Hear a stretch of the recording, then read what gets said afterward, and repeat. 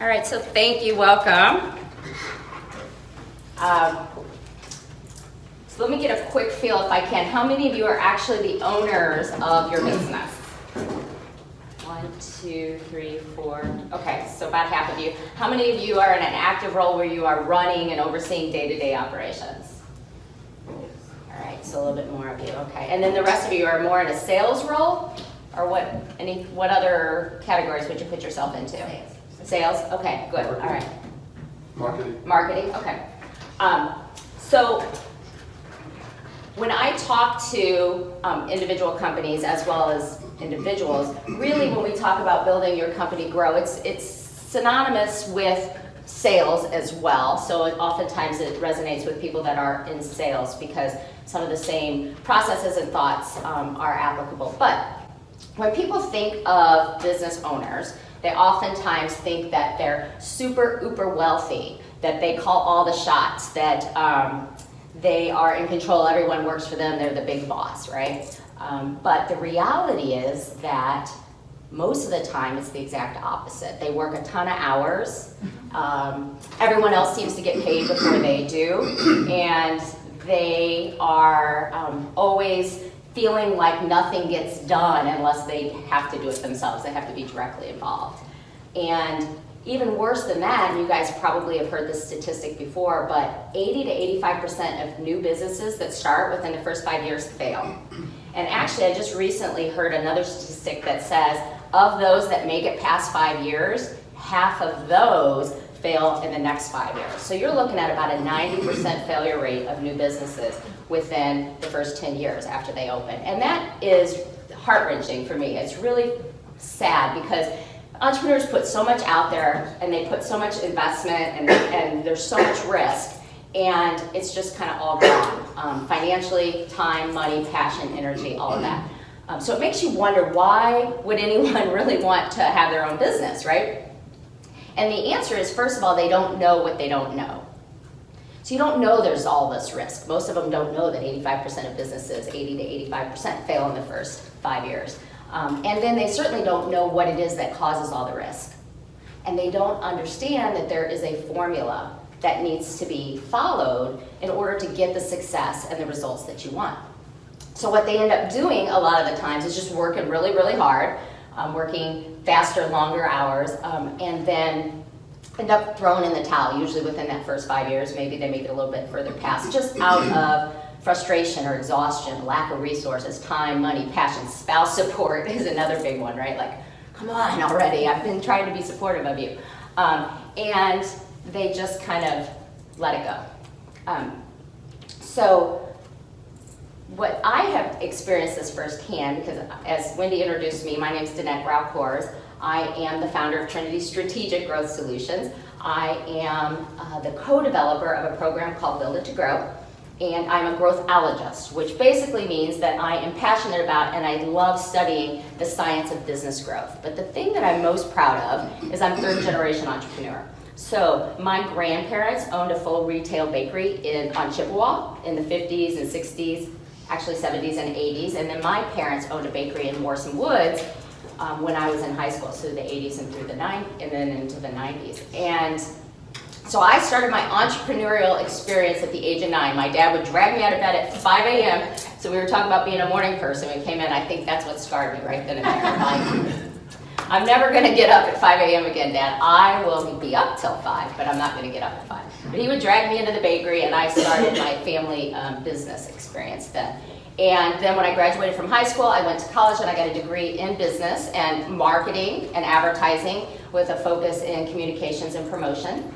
And then I went to work for small businesses. I didn't go to work for corporate America. I went to work for small businesses and I ran their business development departments. And what I saw was that they're struggling with the same things, the same problems, the same issues. So after about a decade of doing that, I founded Trinity. And I started to help companies systematize their marketing. But what I found was that when companies want to grow, their knee-jerk reaction is, I need more customers. I need to drive more business in the door.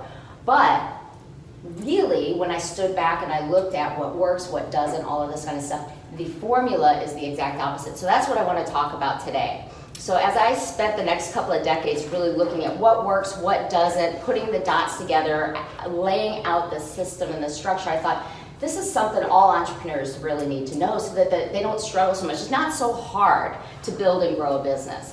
So I put it together in this program called Build It to Grow. I co-developed it with someone who really had an expertise in areas that I was lacking in, because no one's an expert in everything, and we really built it together. So what I want to do is kind of go through today and give you guys kind of a foundation of what we cover and what we build on within that program. So I'm going to jump into that. And give you guys as much as I can within, how much time do we have left right now? I don't have my clock in front of me. I guess 45. I do. 45 minutes, okay. But I got a couple of fun pictures to show you guys. This is my grandparents' bakery on Chippewa. So we just recently found this picture not too long ago. The light's blending it out a little bit. But that was the bakery. And then this is a newspaper ad for my parents' bakery in Morrison Woods when it first opened up. Now, can't see it very well, but I am this little short one right here in the back. And then just to give you guys kind of a timestamp, my two little sisters up front, they're holding their Cabbage Patch towels. So that's what's going on there. All right, so let's talk about this. First of all, if you guys are interested and would like copies of the slides, you can text BI2G, that stands for Build It to Grow, to that number right there, 314-300-0378. It will prompt you for your email and your name. So it'll come back and it'll say what's your name, first name, space, last name, space, email address. It'll email it to you. It is a PDF form, so you'll be able to type notes right into it if you've got a smart device or something like that you guys want to do. All right, so I'll give you a second to write that down, grab a drink of water, and then we'll jump in. Any thoughts or questions, or anybody have any experience similar to what I talked about already? No, nobody worked a ton of hours or anything like that. All right, so here's what an ideal business is supposed to look like. It's supposed to grow easily, right? Just kind of consistently grows over time, right? There's not a lot of cash flow problems. The business is bringing in more revenue than the expenses that are going out, and there is a reserve to cover any ebbs and flows in unusual activity that might happen, big expenses that pop up, all right? Now, sometimes there might be some cash crunches based upon maybe an inventory buy or something like that, but basically there's not a lot of cash flow problems, and it operates smoothly, which means there's not a lot of things falling through the cracks. There's not constant fires that you have to put out.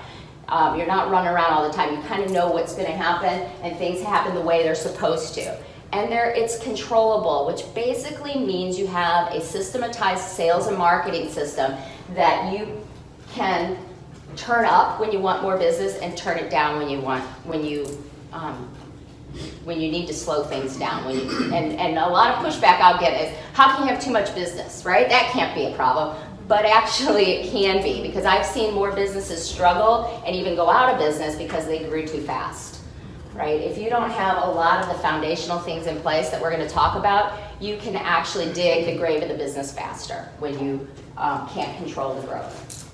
Some of the other variables are that it is consistent and it's increasing in profits steadily. You know your numbers. That's another big thing. You know your metrics. You know number of new prospect visits versus conversions versus what the profit margin is. All of those things are in place. You can see the profits coming. You can see if things are going to start to dip so that you can react proactively instead of after the fact when you get your P&L and you're like, your profit loss statement, and go, oh my gosh, we lost money this month. You know what's coming. And there's little or no day-to-day owner involvement, which means everything's systematized and the owner has fallen into more of a leadership and visionary role and oversees everything.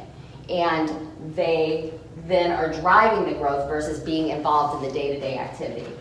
It is attractive to investors. Investors don't want to buy a job, they want to buy cash flow. So that business has cash flow. And that comes back to this day-to-day involvement of the owner when that's not the case. And then it has a high selling price. So I spent 10 years working with a client in mergers and acquisitions. And one of the reasons I did that was because I knew how to build a business organically, but I knew you could also grow a business through acquisition. And I wanted to understand how that worked. But I also knew, coming from an entrepreneurial family, that a lot of times some businesses will sell for millions of dollars and that owner's sitting on a big nest egg for life. And others will just close their doors and walk away with nothing after decades of work. Or worse, they walk away and they've got a lot of debt.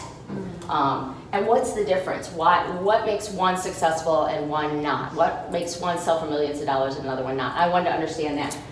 So I pulled all of that out of working from M&A and do mergers and acquisitions, and that is the selling price, all of these things. So we're going to go into that too. So here's the brutal truth. Everybody wants, when they start a business, that ideal business that we just talked about. Everybody thinks that's what they're going to have, right? But as I mentioned before, 80-85% die or go away. They don't survive those first 5 years. Of those that survive, make it, 10% survive. So what does survive mean? Right? Barely making it. Keeping your head above water most of the time. Maybe you're bobbing up and down a lot, but you're making it a bit, right? But in that situation, it's kind of where the business owner is the heart of the business, right? And the business can only grow as much as the business owner can put into it, right? Because they are the heart of it. So that's the capacity, that's the limit of the business.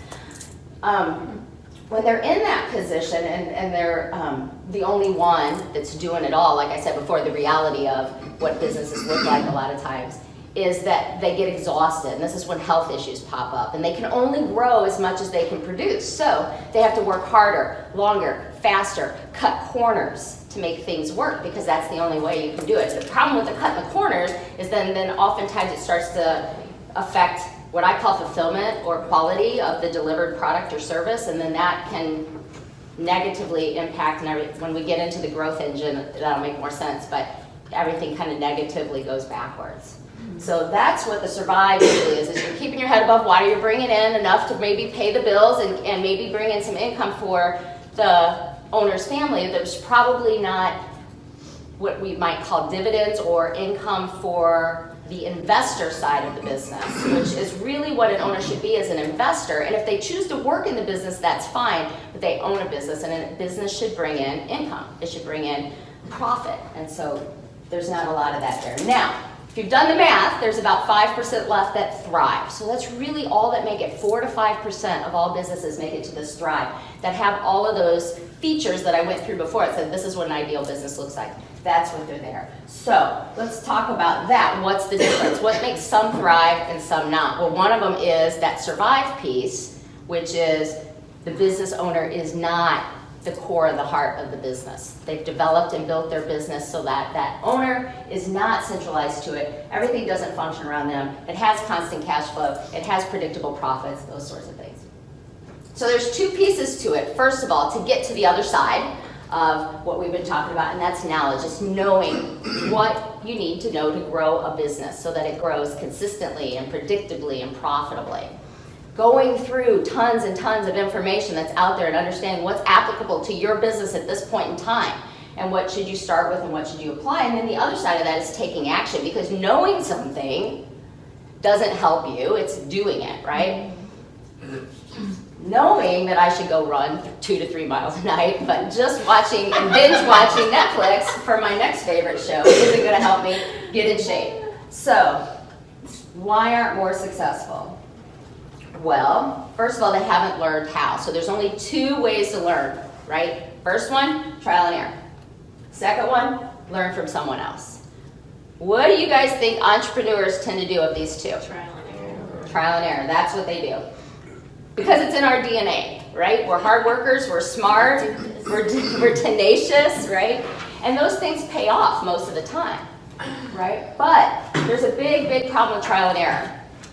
It's very expensive, and it takes a lot of time. And time is the enemy for entrepreneurs, because you don't have unlimited resources most of the time, right? Whether that be money, or time, or energy, or passion, or spouse support, or all those things we talked about before. So trial and error, by far, is the best way to learn anything, but it's the most painful, and it takes the longest. So the other option then is to learn from someone else. So you've got this problem called information overload. Has anyone ever experienced that?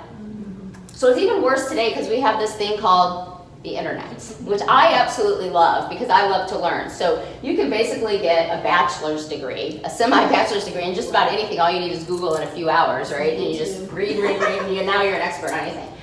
But you can get so much information, it can bog you down. And you can, I'm sorry? You don't know if the information is actually valid or accurate to what you're reading, or who's the expert, or everyone's a life coach, or everyone's a, expert.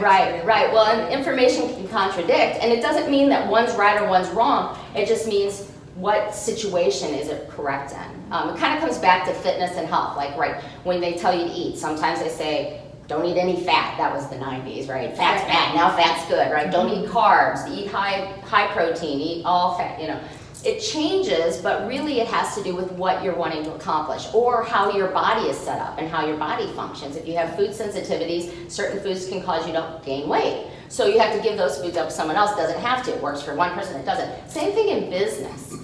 What works for one person isn't going to work for another business necessarily at that point in time, but understanding the variables is really important, right? That goes back to that trial and error thing. I was going to go back to it. That's the trial and error. Oop, that didn't work. How come, right? That's not what you're in business for, to figure out how it works. You're in business to deliver the product or service that you're really, really good at. And that's why most business owners start their business, right? Is that they're really good at that. Now, the other one is this thing called failure to implement. So we learn everything that we need to do, but we never get around to taking the action, or all of the action. Maybe you start, then you kind of get sidetracked and derailed, and you don't do it. So that's a big one too.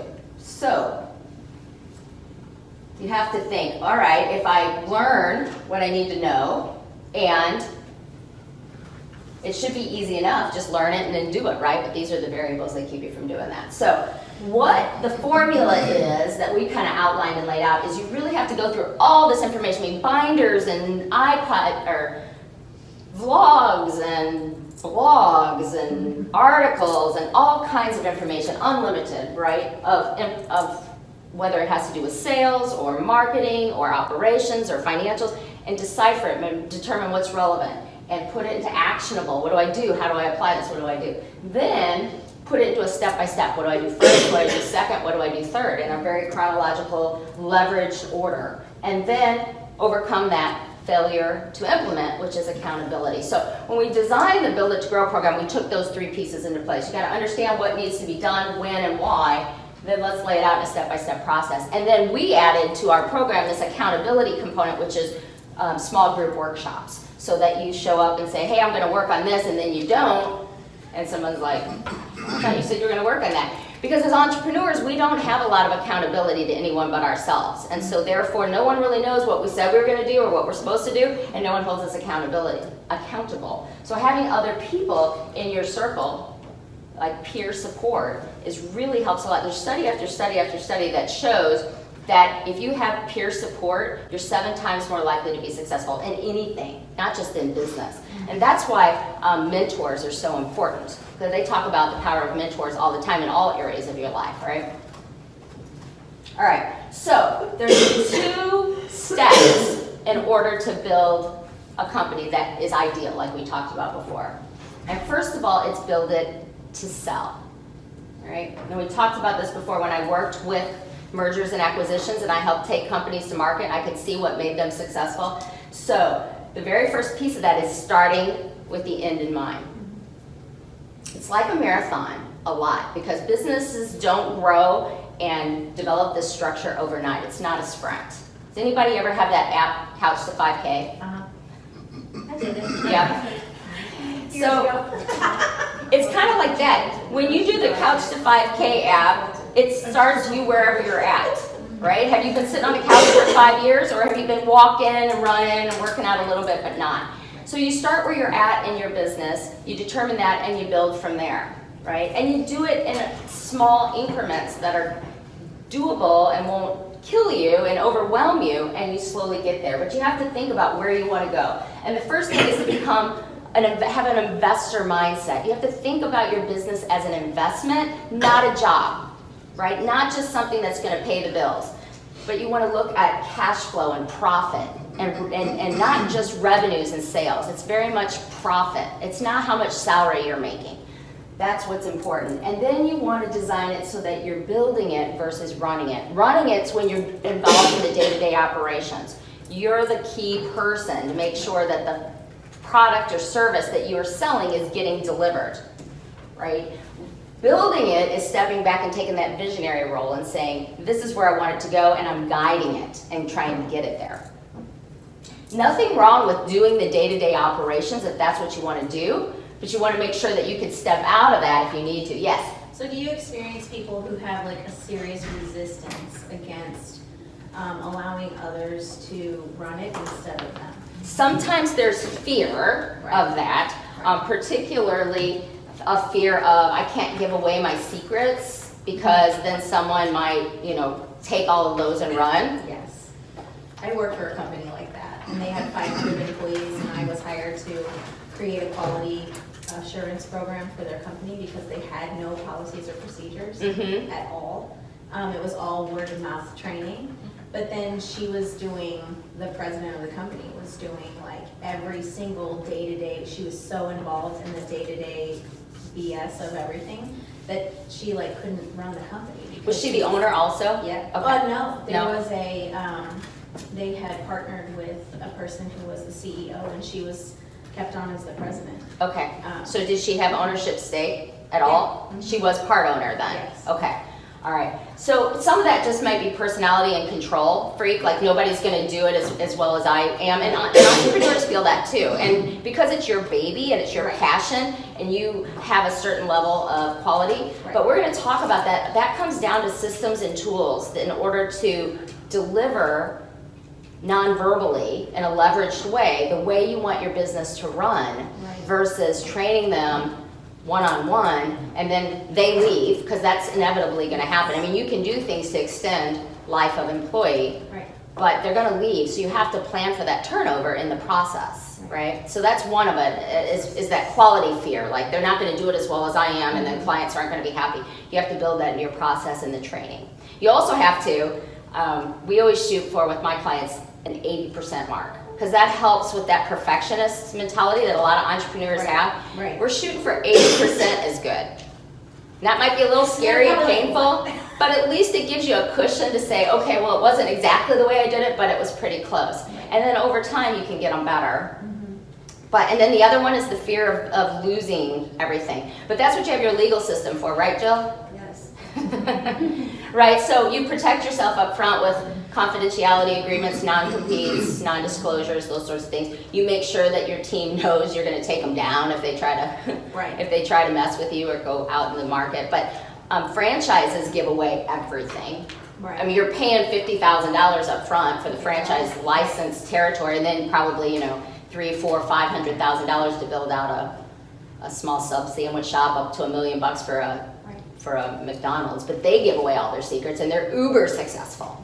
And we're going to talk about that in a bit, but franchises have an 85% success rate.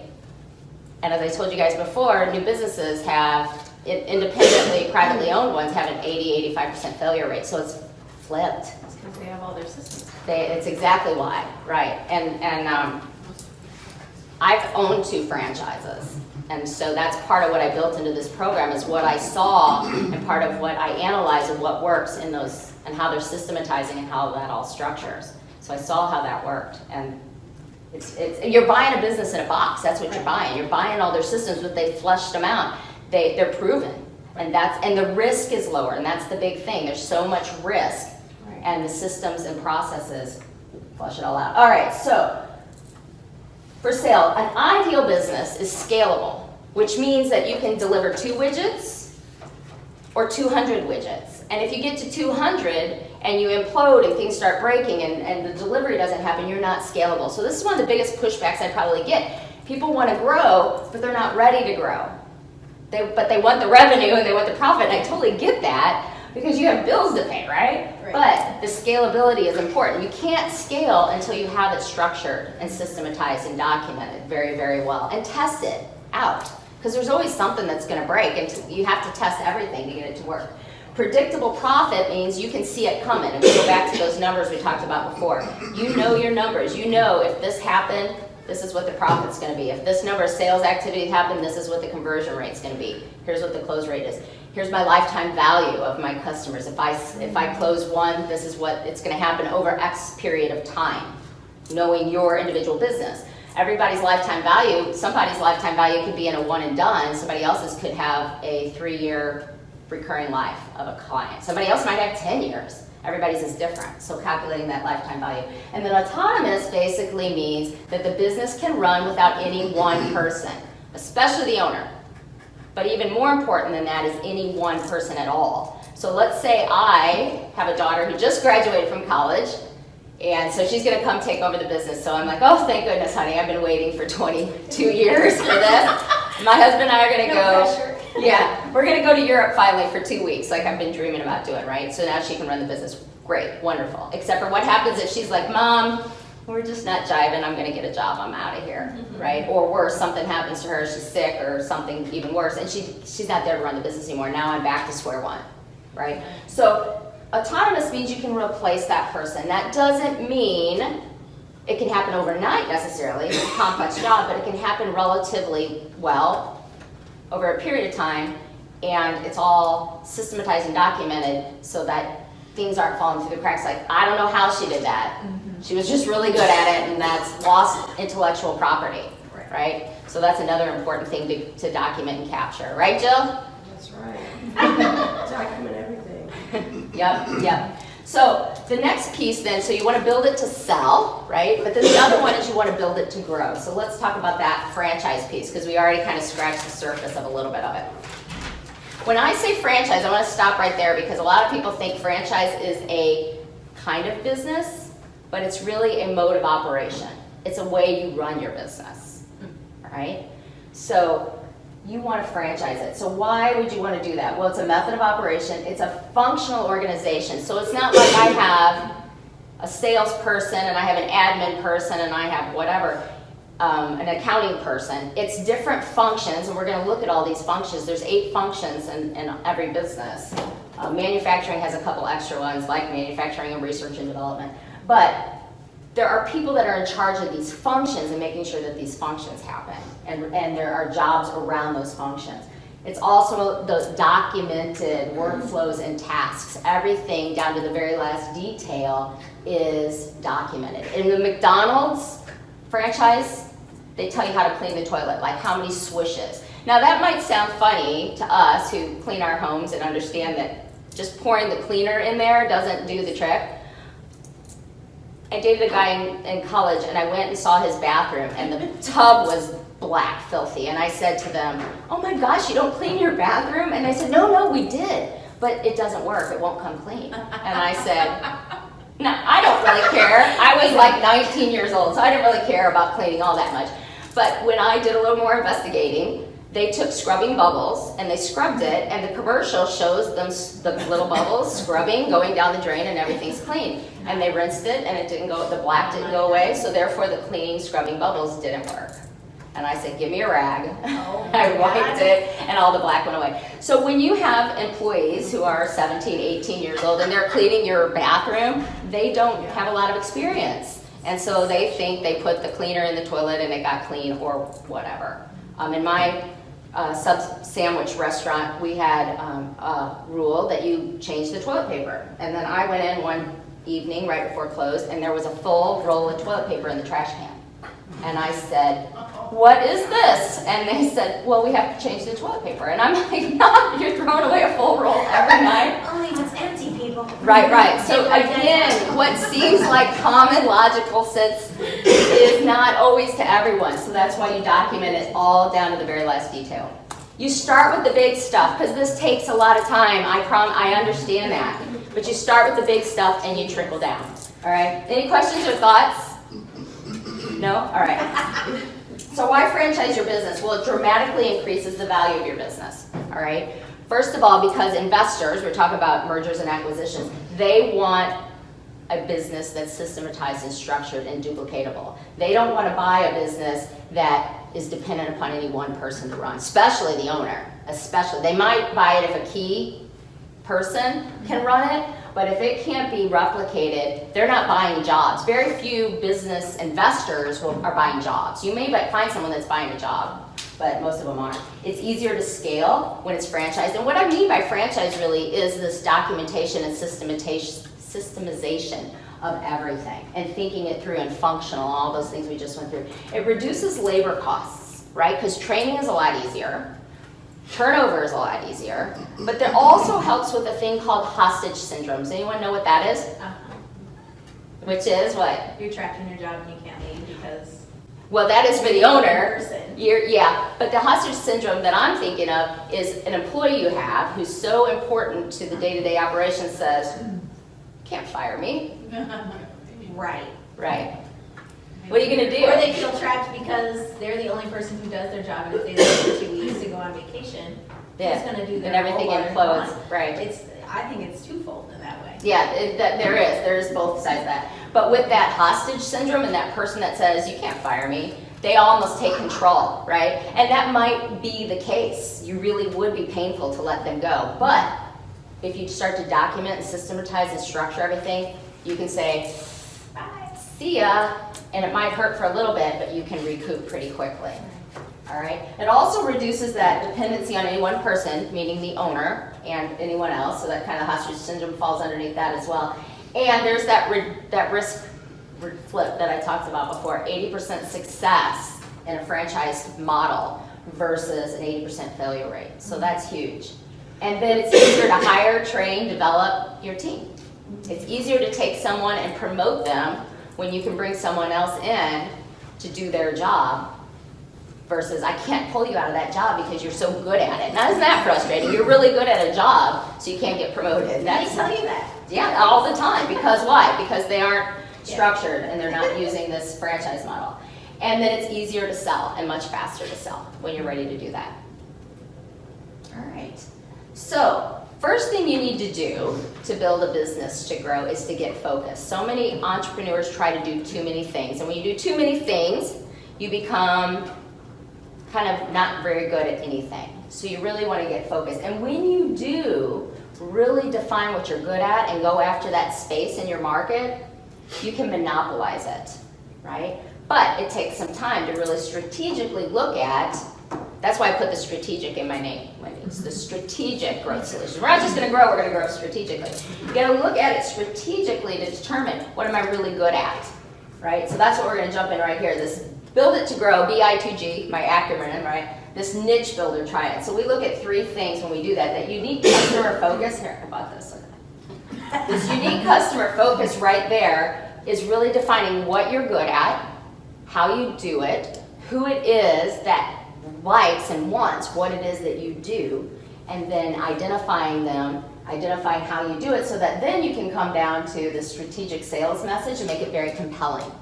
And you're talking to those people that want what you sell and saying things in a way and articulating it so that they are intrigued and they want to buy from you versus your competitors. And they want to pay a fair price because a lot of entrepreneurial companies feel beat up, like it's always a price war, right? But part of the problem, probably the biggest problem for that, is that this sales message isn't compelling enough to say, I want to work with you and pay a premium price.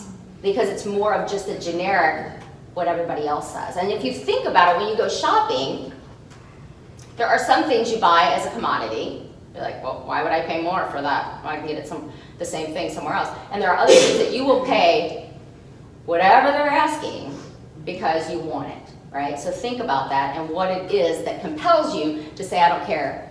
That's more than I wanted to pay, but I'm willing to pay it because I want it, right? That's part of this. That's all that right there is how they're hitting your hot buttons to say, we have something you really, really want, and here's what you're going to pay. And you're like, oh, okay. And then the last piece is strategic attraction, and that's not just getting more customers coming in. It's looking at where are my customers at, how do I communicate with them in the right way, at the right time, and get them to raise their hand no matter where they're at on the buying spectrum, because only 4 to 5% of your target market is ready to buy at any one time. So how do I identify them and capture them and do something with them at some point in time? That's just one piece of it. All of this has to come together in order to get that focus, which is right here, and that's where the money, the sweet spot is, right?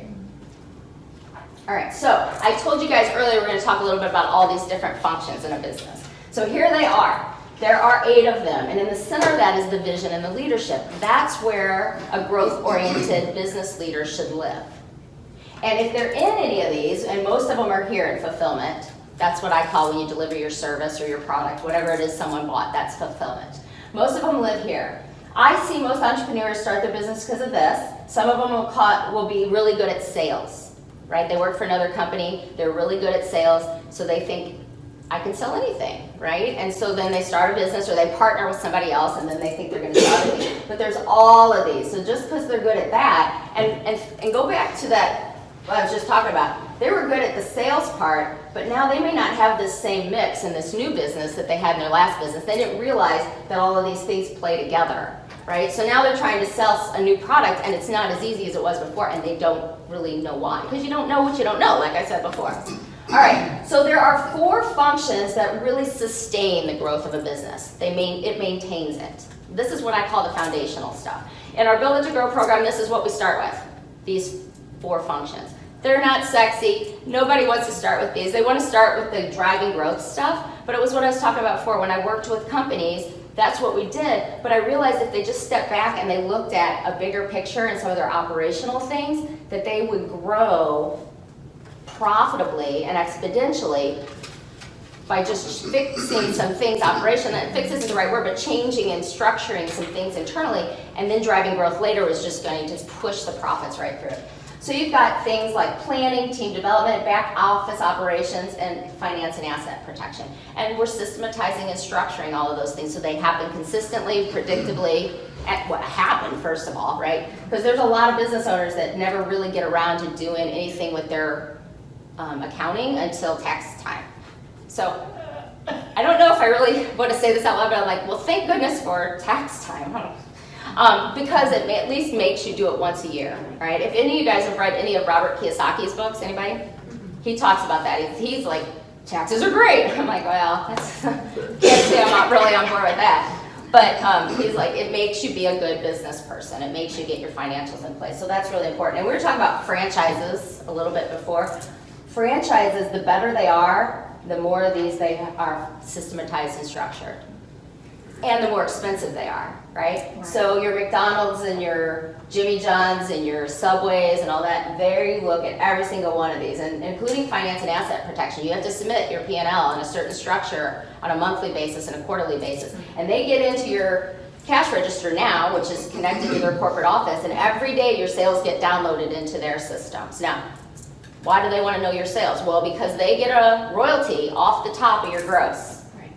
Right? 20 years ago, the franchise owners reported those numbers themselves. Well, corporate offices got smart because I'm sure not everything was being reported, right? So they're improving their systems and processes. So now they're getting better numbers and financials. So they get their royalty off the top of your gross. It doesn't matter if you're profitable or not, net. No.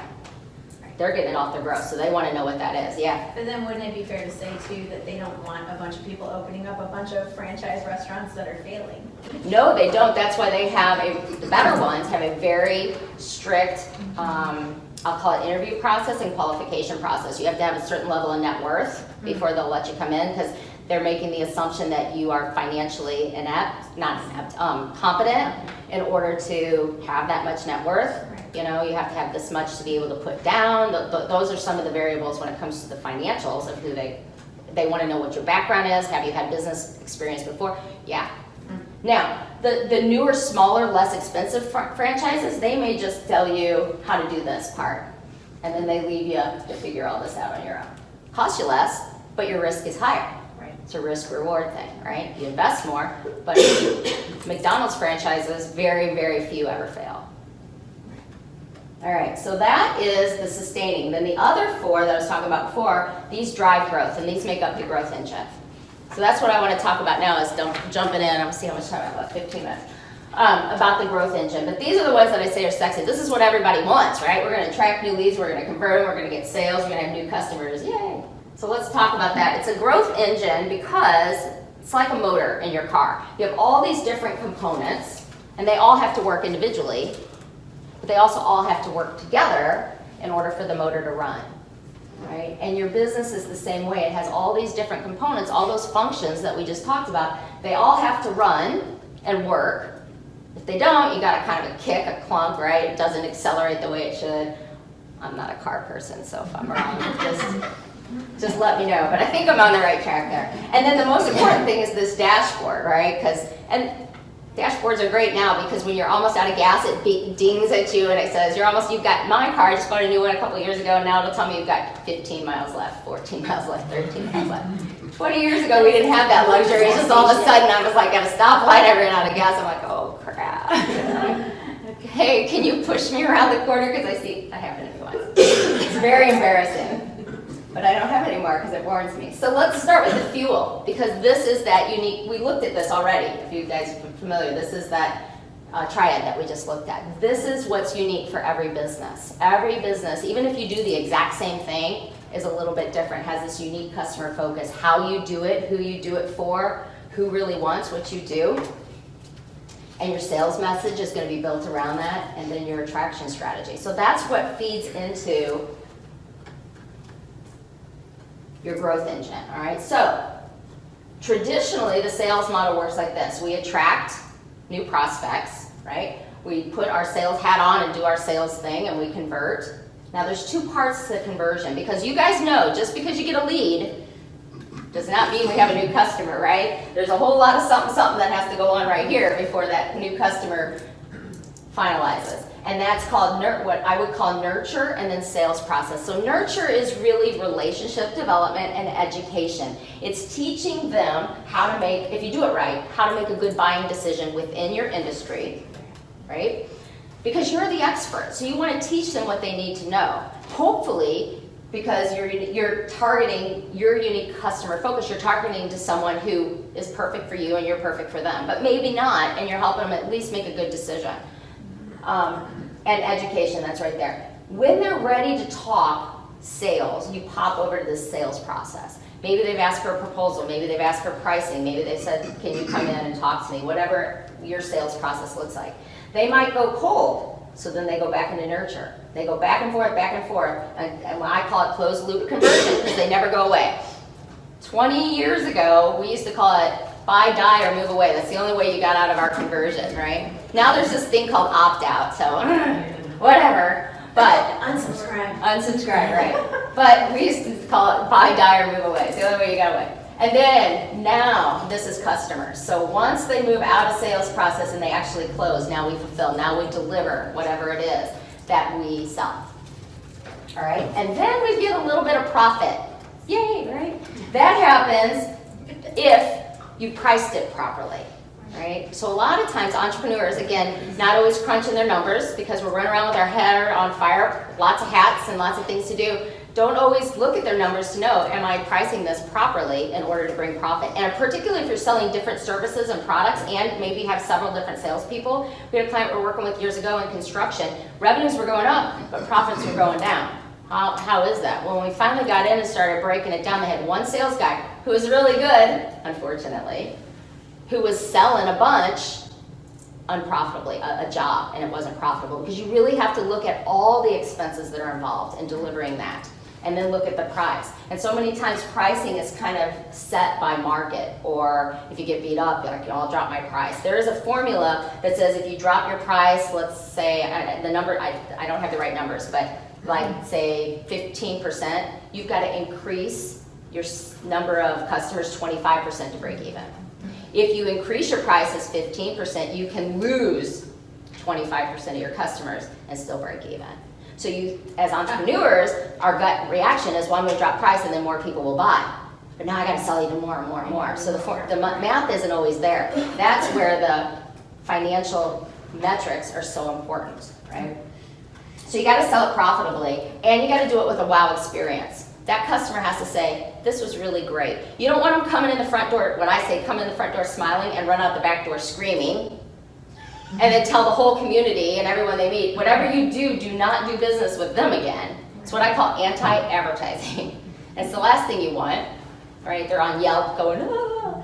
All right, so you need to make sure they have a wow experience. Now, if they do, and if a company is smart, they do this fourth function. This gets missed a lot, and this is called customer development. So there's two parts to this. One, that's upselling, cross-selling, repeat sales, recurring revenues. So if you have some sort of a model where you can bring them back again, that's your recurring. And all the softwares are going to that now, so you guys know what I'm talking about. We have that repeat monthly sale or maybe annual. But cross-selling, upselling, all that kind of stuff. And now you have, with those repeat sales, you have a bigger pot of gold. Now, why is it bigger here than there? Anybody want to tell me? You're buying more? Yeah, exactly, yeah. They're buying more, which is true, but I've already attracted, all the cost of attracting, whether I ran ads or I spent time at a chamber event or whatever, I've already attracted them. They're in this right here. We've converted, I've already spent all that time converting. Now if they're on a recurring monthly, I don't even have to convert again. Now if I'm upselling, cross-selling, I might have to do some conversion. Maybe I have to send out a letter or make a phone call or talk to them about it, but it's not near as big because they love us, they trust us, so now I can convert. I do that more and more. This is where the exponential growth comes into play.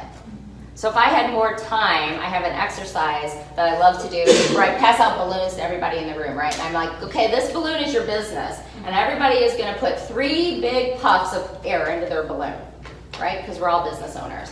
And let's see who can get the biggest business. Let's see who works the hardest.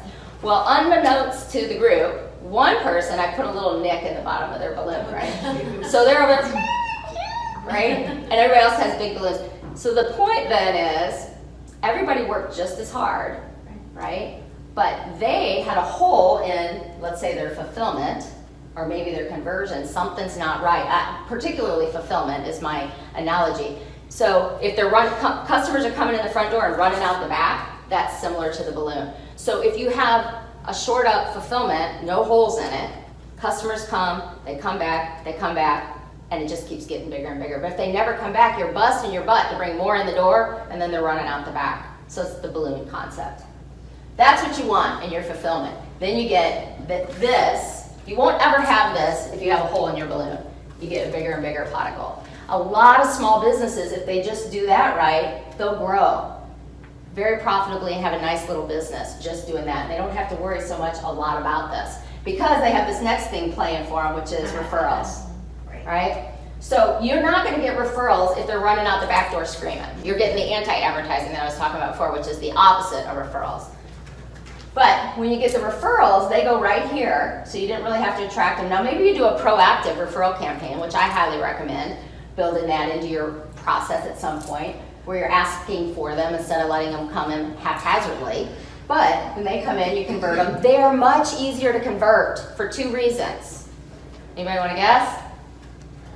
They are already attracted to the business by word of mouth. Mm-hmm. Somebody else had a thought? They are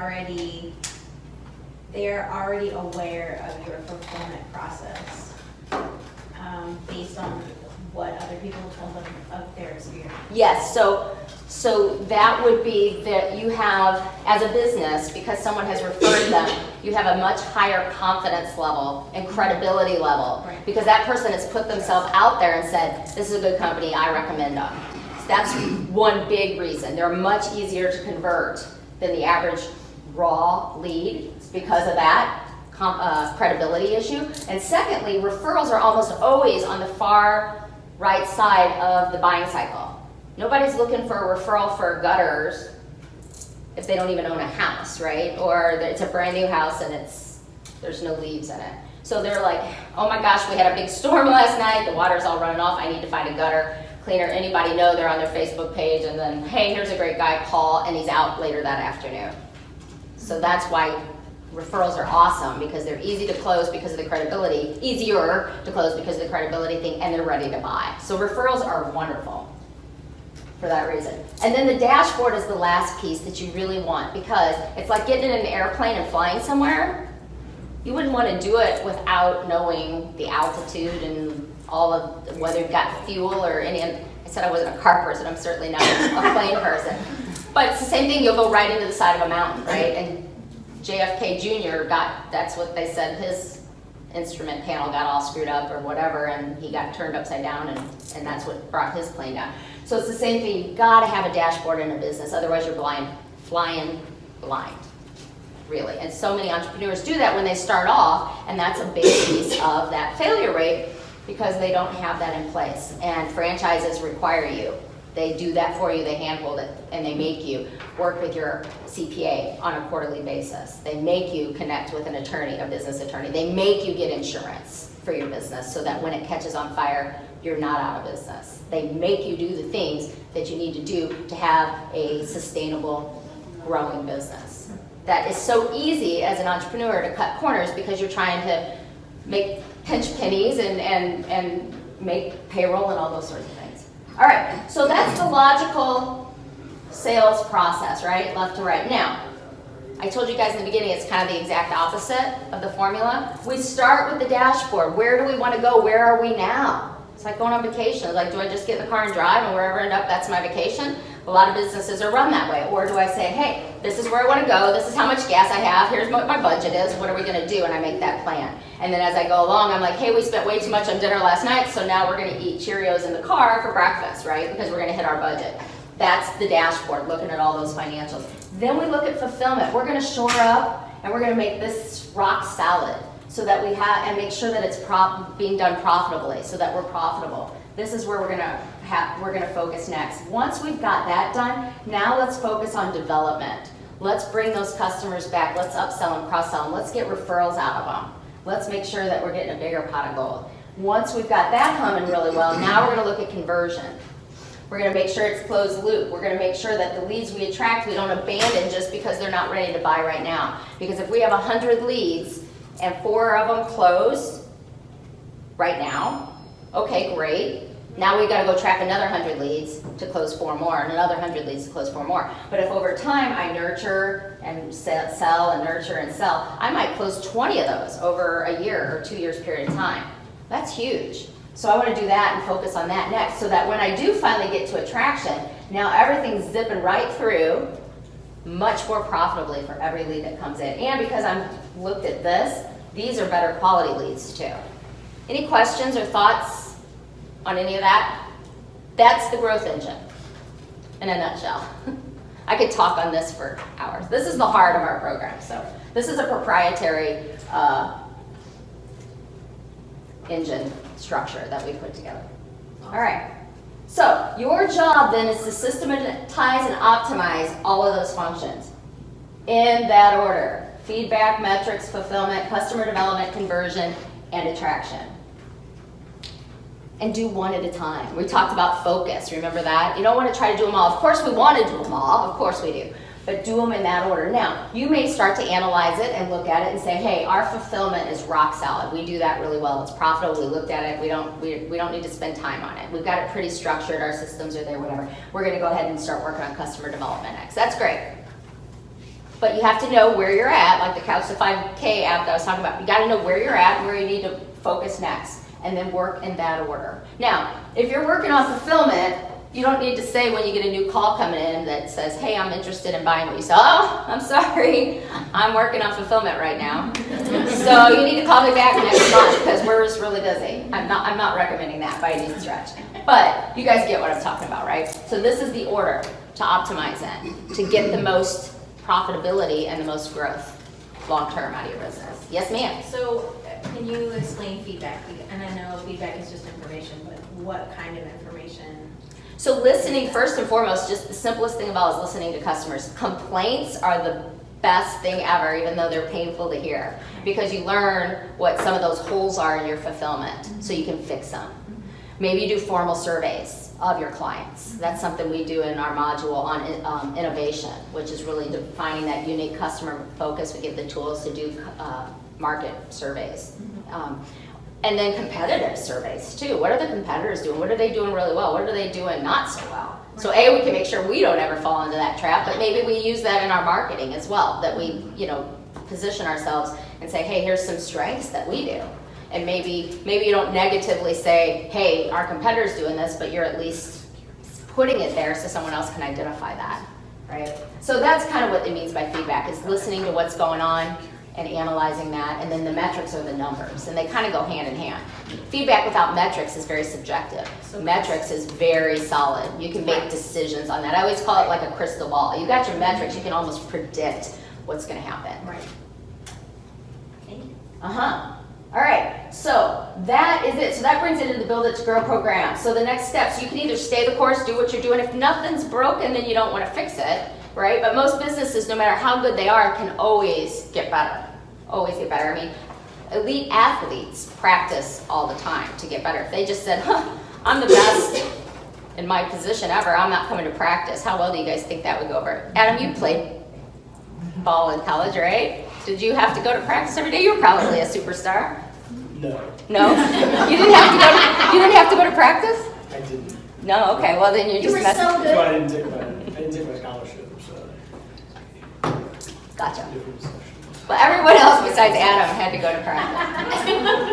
All right, thank you, Adam. So, and then, or you can learn to do something different. Do it and learn it, right? So we talked about that before. Lots of information, learn what you need to know, and then do that. So, trial and error, or learn from something else, someone else, learn from something else. So that's the business growth program, and I can go through that. We looked at this earlier, but we have like -3 minutes. So for me to do that, I would rather answer any questions that you guys have. You guys text the word BI2G to get the slides earlier. If you text that same number, and when I get to the end, that number, I'm gonna bring that number back up, the word more, M-O-R-E, I can send you more information about the Build It to Grow program. And then you can learn all you want, because we've got a web page that tells you everything you could ever want to know. Also, I'm going to give you guys one other thing, and then I'm going to open up to questions. We're getting ready to launch another one of our programs here shortly. So I'm going to give special, like, early bird promos to people that sent the word more, that wanted more information versus everybody. So if you're interested at all, be sure to send that. But I'm also going to give away our very first masterclass, which is called Setting the Foundation for Growth. It's a $497 value away for our September 1st launch. So if you're interested at all, just text to that number what you got the most out of from this presentation, what you found to be the most helpful. Just send that. And that's it. So what questions can I answer for you guys? Wow, none. I answered everything. All right. All right. So I'll zip through and say one line, online. It's online delivery. It's community-based, 15 modules to learn, one live Mastery Begins workshop at the very end. You create your own growth engine. We're driving growth. We're organizing and managing for growth. That's what we do. It's got monthly video lessons. We do exercises, application, and practice. It's not just learning. You got to do it, right? You got to get out and run the marathon. Yeah, I do have a question. Yes. How much time per month does this take to? Excellent question. So my estimation is a couple hours a week, minimum. There are books for every single module. So we go through a video. The video's on average an hour. There are a couple of them towards the end that are a couple hours long, because I get really passionate, so I have a lot of information to share. There are work packets to go through. The workshop is designed to get you out of the office and away from all the chaos and distractions so you can get it done, and you're in a peer group. I talked before about 7 times more successful if you're in a peer group. You're with other growth-oriented entrepreneurs that have experience all over the place. We have attorneys, we have graphic designers, we have CPAs, so they're putting their expertise out there, but they all want to accomplish the same thing, and they're working on the same thing, so you have the same experience. So that's there. So that's 3 hours. And then there is the books, and there's some articles to do. So the book is however time. Hours a week to do it. 2 hours is what I would say for doing the workshop, watching the video, and reading the articles and going through the work packets. And then the book is whatever it is. I always recommend Audible, because you can listen to it when you're commuting, driving your kids, chauffeuring your children, running, whatever you're doing, you can listen to Audible. So I'm a big Audible. Before Amazon bought Audible, I was telling everybody to get Audible. Right. So that's an excellent question. I estimate about 2 hours a week, which is good, because if you're going to allocate your time, and that's what we cover in Module 3, time management, you got to spend time building and beating that vision. And 2 hours a week isn't a whole lot.